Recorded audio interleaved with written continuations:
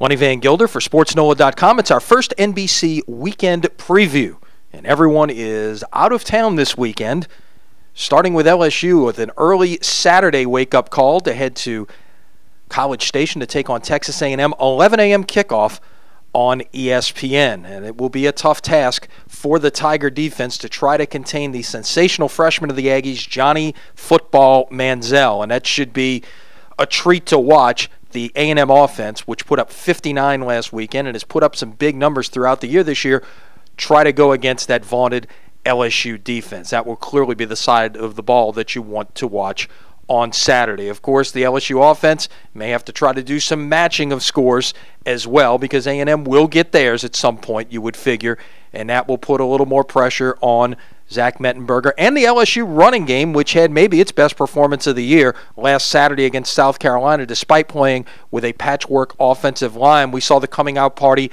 of Jeremy Hill, the freshman out of Redemptorist, who scored 2 touchdowns, including that game-clinching 50-yard run in the fourth quarter.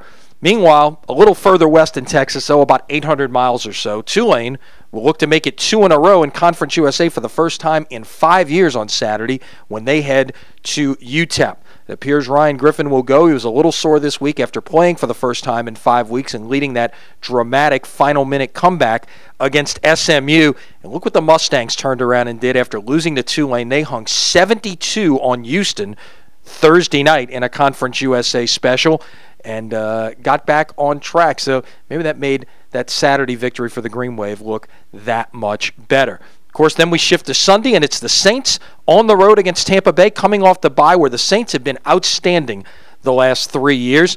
As Brian Alley Walsh talked about earlier this week on Sports NOLA TV, Sean Payton listened to the advice of Andy Reid, the Philadelphia Eagles coach, about 3 years ago when his team was struggling coming out of the bye. Reid has been sensational with his team coming off the bye week. Ever since the NFL instituted him, the Eagles have basically been perfect.